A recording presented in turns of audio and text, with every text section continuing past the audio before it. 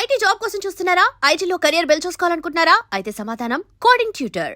కావాలి ఒక గ్యాంగ్ లీడర్లో చిక్కి చేయలేం. ఒక ఇంట్రడక్షన్ సాంగ్ వస్తే చిరంజీవి గారి అప్పట్లో బద్దలైపోయాయి థియేటర్స్. రౌడీలో కానీ సో గరాణ మగుళ్ళలో కానీ బంగారు కూడా పెట్టి ఒక ఇంట్రడక్షన్ సాంగ్ ఎనర్జీ కావాలి అనే దాంట్లో చాలా స్ట్రగుల్ అయ్యాం. ఆ స్ట్రగుల్ అయిన దాంట్లో వచ్చిన పాటే హుక్ స్టెప్. అది మోడర్న్గా ఈ జనరేషన్కి బాగా రీచ్ అయ్యేలా అది బాగా వచ్చింది. అది వచ్చాక మీకు రిలీజ్ అయ్యాక తెలియకుండానే ఒక వైబ్ క్రియేట్ అయింది సినిమాకి. అది క్యారీ ఫార్వర్డ్ చేసాం. అంటే హుక్ స్టెప్ పాట కంటే ముందు ఒకలా ఉంది, హుక్ స్టెప్ పాట వచ్చిన తర్వాత ఒకలా ఉంది. అదే చెప్తున్నాను, ఆడియన్స్కి ఒక ఎక్సైట్మెంట్ క్రియేట్ అయింది. ఓ ఫ్యాన్స్ కూడా ఈ సినిమా ఏదో మామూలు సినిమా కాదు, దీంట్లో మ్యాటర్ చాలా వేరేలా ఉండబోతుందని చెప్పి వాళ్ళు ప్రిపేర్ అయ్యి వచ్చారు. సో వాళ్ళ అంచనాలకు అందుకుంది సినిమా. ఈరోజు అద్భుతమైన విజయం. చిరంజీవి గారితో ఉన్న ఆ ట్రావెలింగ్ ఎలా ఎంజాయ్ చేశారు? అంటే సినిమా డే వన్ నుంచి సినిమా చిరంజీవి గారితో కథ చర్చల దగ్గర నుంచి మొదలైన జర్నీ ఈరోజు రిలీజ్ అయ్యే వరకు మా ఈక్వేషన్ మా ఇద్దరి మధ్య ఒక బాండింగ్ కానీ చాలా పీక్ చేరుకుందని చెప్పాలి. ఇద్దరం చాలా జెల్ అయ్యాం. ఇద్దరం ఒకరి మీద ఒక బిలీఫ్ ఉంది, ఇద్దరికి ఒకరికి అండర్స్టాండింగ్ ఉంది. సో చాలు, ఇది ఒక అచీవ్మెంట్లా ఫీల్ అవుతున్నాను నేను. More than a blockbuster, more than a success, I got that a personal space with Chiranjeevi garu. That's enough for me. అంటే ప్రివ్యూ చూసిన తర్వాత వెంటనే చిరంజీవి గారు ఇంటికి వెళ్ళిపోయారు. ఆ మూమెంట్స్ ఎలా ఉంది? Extraordinary. And the moment, first moment cinema release అయ్యి అది ఆ పెద్ద హిట్ అని తెలిసాక ఆయన కలవటం, ఆయన అలా హక్ చేసుకోగానే ఆయన చిన్న నేను అఫెక్షనేట్గా ఆయన నన్ను ప్యాంపర్ చేశారు.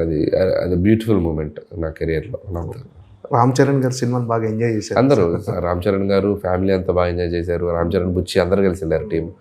ఆ రోజు పార్టీలో కూడా రామ్ చరణ్ గారు చాలా ఎక్సైటెడ్గా మాట్లాడారు. చాలా బాగా నచ్చింది ఫిల్మ్, బాగా డీల్ చేసావు అండ్ డాడీని అసలు ఇలా ఈ స్పేస్లో తీసుకొచ్చి అండ్ అంత సటిల్గా అంత ఫన్ జనరేట్ చేసావు. At the same time emotional scenes బాగున్నాయి, చాలా బాగా చెప్పారు. మహేష్ బాబు గారు మహేష్ గారు కాల్ చేశారు, మాట్లాడారు. ఆయన చాలా హ్యాపీ. అల్లు అర్జున్ గారు ఆయన ట్వీట్ చేశారు, ఆయన కాల్లో మాట్లాడారు. ఆయనతో చాలామంది ఈసారి ఈ సినిమాకి they felt so happy and directors కూడా చాలామంది కాల్ చేశారు.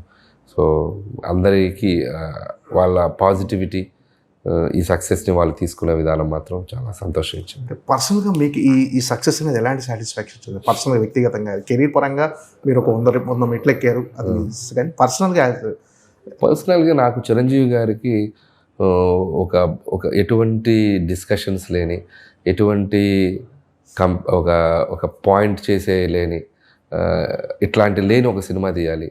ఆయన్ని అందరూ సెలబ్రేట్ చేసుకోవాలి. అతని అభిమానులే కాదు, చిరంజీవి గారిలా చూసి ఇష్టపడిన చాలామంది ఉంటారు కామన్ ఆడియన్స్.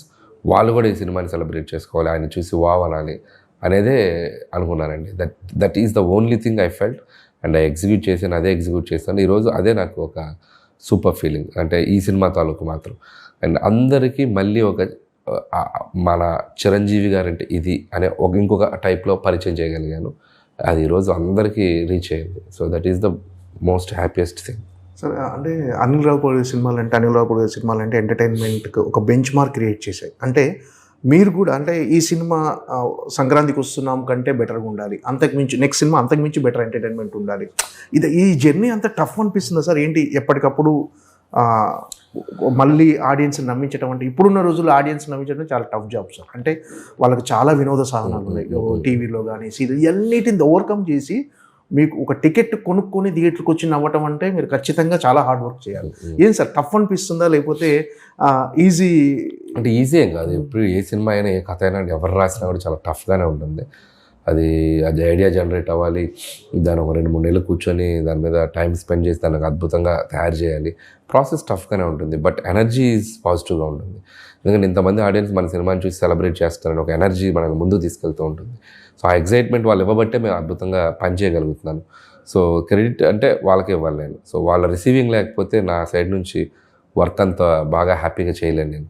సో ఆ రిసీవింగ్ ఉంది కాబట్టే సో ప్రతి సినిమా టు సినిమా నన్ను నేను మార్చుకోవడానికి, ఏదో ఇంకోలా ట్రై చేయడానికి, ఈ హీరోతో ఇలా చేద్దాం, ఆ హీరోతో ఇలా చేద్దాం, చేసినట్టే మళ్ళీ చేయొద్దు, చేసిన గెటప్పే మళ్ళీ వద్దు, చేసిన క్యారెక్టరే మళ్ళీ వద్దు, ఇలా 1-4 అనాలిసిస్ చేసుకుంటూ వెళ్తాను. ఎందుకంటే ఆడియన్స్కి సేమ్ చూపిస్తే ఆ బోర్ ఫీల్ అయ్యే ప్రమాదం ఉంది, చూపించిన సినిమానే చూపించాడనే ప్రమాదం ఉంది. సో అవి కేర్ తీసుకుంటాను. సో అందుకే ఈసారి సీక్వెల్ చేయకపోవడానికి కూడా కారణం అదే. ఎందుకంటే మళ్ళీ అవే క్యారెక్టర్స్ ఆడియన్స్కి ఇంకొక ఫ్రెష్ కథ ఏదైనా చెప్దాం అనే ఒక ఫీలింగ్లో ఉన్నాను. ఈ 9 సినిమాల్లో మీకు బాగా కష్టపడిన కథ కానీ, అంటే ఎక్కువ టైం తీసుకున్న కథ ఇది సార్? అంటే కష్టపడిన కదంటే ప్రతి సినిమాకి స్ట్రగుల్ ఉంటుందండి, ప్రతి సినిమాకి ఎక్కువ strain టైం తీసుకొని డెఫినెట్గా హీరోకి తగిన విధంగా బాడీ లాంగ్వేజ్ తగిన విధంగా అంటే కొద్దిగా భగవంత్ కేసరి అనేది కొద్దిగా కాంప్లికేటెడ్ స్క్రిప్ట్ అండి. అది చాలా డ్రామా, అందుకని ఫన్ తక్కువ, మొమెంటరీ సోషల్ కంటెంట్ ఉంది, ఒక విలన్ కాన్ఫ్లిక్ట్స్, దాంట్లో మళ్ళీ ఫ్లాష్ బ్యాక్లు, కొద్దిగా వెయిట్ ఉన్న కథ అంటే కొద్దిగా భగవంత్ కేసరి. లోడ్ ఎక్కువ ఉంటుంది ఆ కథలో. అండ్ సర్లేరు నీకెవరు, అది కూడా అంతే. ఈ రెండు కథలు బాగా లోడ్ ఎక్కువ ఉన్న కథలు నేను చేసిన సినిమాలు. ఇవి రెండు కొద్దిగా టఫ్ అనిపించినాయి స్క్రిప్టింగ్లో. మిగతావన్నీ lighter vein scripts, but treatment కష్టంగా ఉంటాయి. ఇవి కథ కష్టంగా ఉంటుంది, ఇవి ట్రీట్మెంట్ కష్టం. వీటికి ఉండే కష్టాలు వీటికి ఉంటాయి. వాటికి ట్రీట్మెంట్ చాలా ఈజీ, కథ క్రియేట్ చేయడం కష్టం ఉంటుంది. సో సో ఏ కష్టం ఆ కష్టమే, బట్ లోడ్ ఎక్కువ తీసుకుంది ఆ రెండు సినిమాలు. సార్ అంటే మామూలుగా కామెడీ కథల్లో చాలామంది ఏమంటారు అంటే లాజిక్లు ఉండదు, అంటే కొన్నిసారి మన సినిమాలో కూడా కొన్ని విమర్శలు వస్తుంటాయి కొంతమంది చేసేవాళ్ళు. అంటే కథలలో కొంచెం లాజిక్ ఉంటుంది. ఇప్పుడు సీఎంని కలవడానికి ఒక ప్రోటోకాల్ ఉంటుంది, ఇప్పుడు సెంట్రల్ మినిస్టర్ కూడా ఒక ప్రోటోకాల్ ఉంటుంది.